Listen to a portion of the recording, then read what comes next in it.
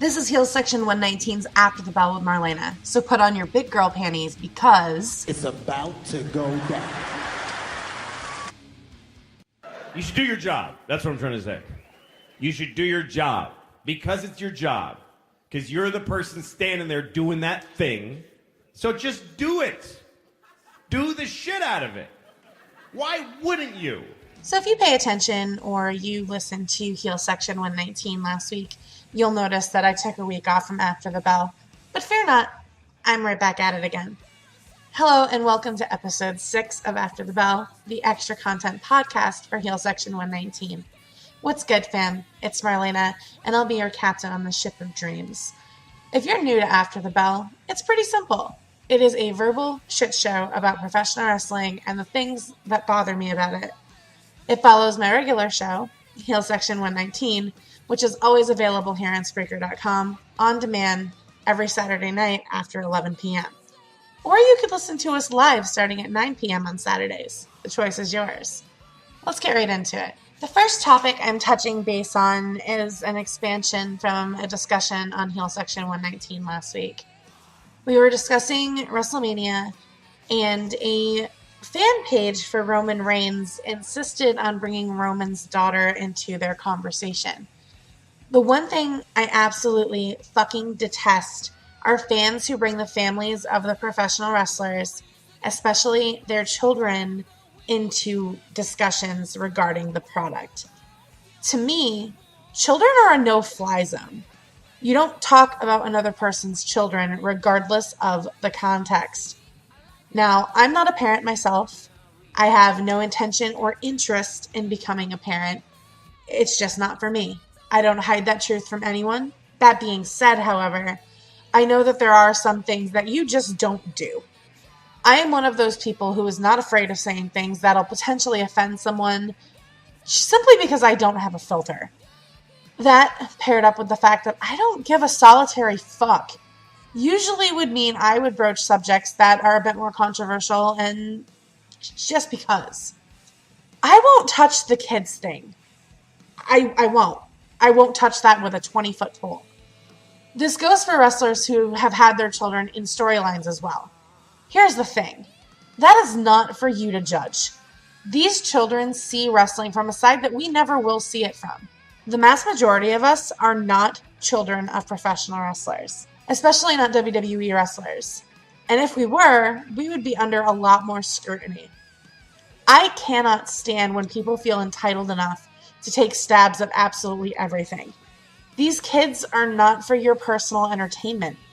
Even if they have been on WWE.com, the WWE Network, or some other media outlet or for coverage, they're children. I'm obviously not talking about the older teens and adult children of wrestlers. They can make their own decisions. I'm talking about the minors, like Roman's daughter, for example. I don't care what kind of point you're trying to make, leave their kids out of it. You end up looking like a psychopath, and this shit needs to stop. Topic 2 is something that's been a thing for a while, but I'm going to address it now. Production of WWE telecasts is something that is intricate as all get the hell out. This is not news. They have massive production teams that are there to keep the show moving as smoothly as possible. The one thing that's not understandable, nor is it acceptable, is taking a voice away from the fans. You surely know that I'm going to talk about crowd muting. It was evident at WrestleMania this year and the post-event shenanigans, we'll call them. The crowd muting epidemic is not new either. It's been a topic of discussions on numerous outlets on the internet. Being a fan, you don't really have a lot of ways to make your voice heard as it is. You can go on social media, complain until you're blue in the face, @reply the WWE's main accounts, among other things, but what does that really accomplish?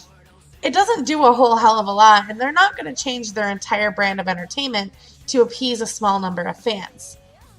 That being said, though, WWE live events are supposed to be the one place you should be able to speak loud and clear, voice your disapproval at will, and not have to worry about it.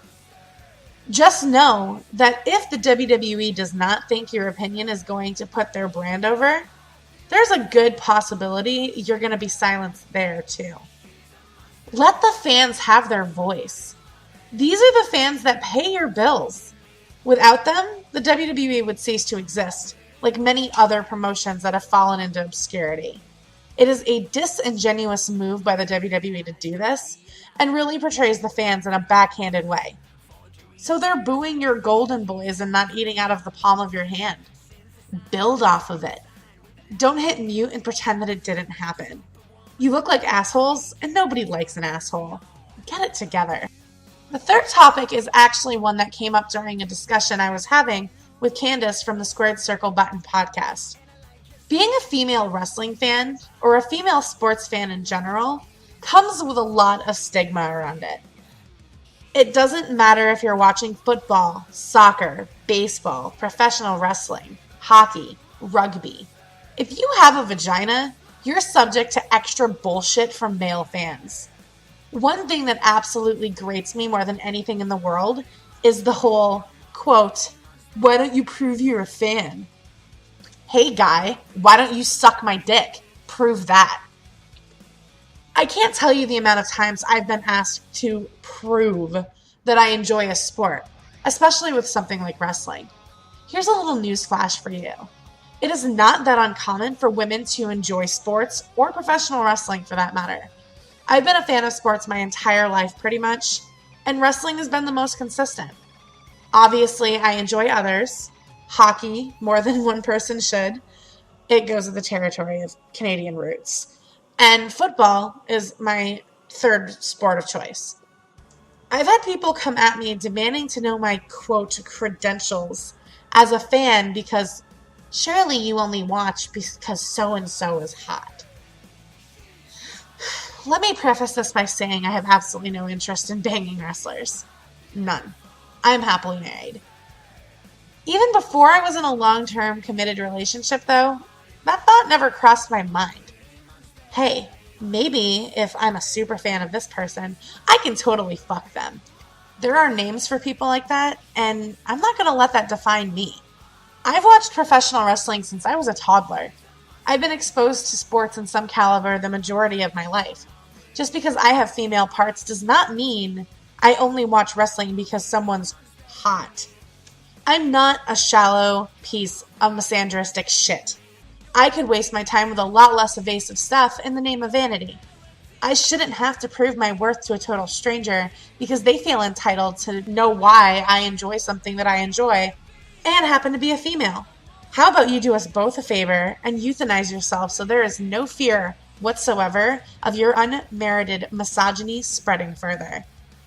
Don't tell a genuine fan of sports that they need to prove anything to you.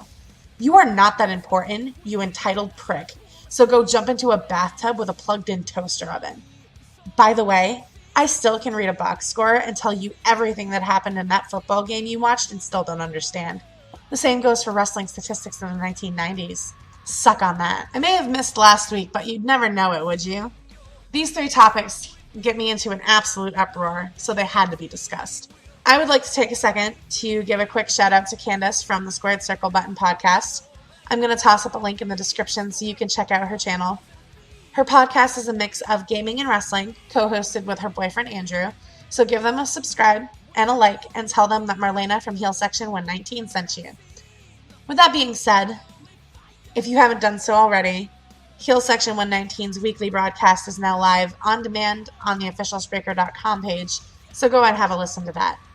We discuss weekly happenings around the horn, as we always do, as well as colorful banter that you can only get with us. You also can head over to the Heel Section 119 Facebook page and get interactive with us. Find us at facebook.com/Heel Section 119. Give us a like and chat with us about professional wrestling.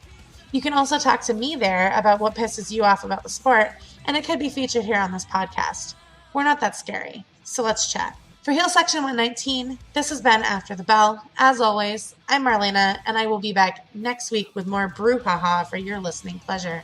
You are welcome. Later.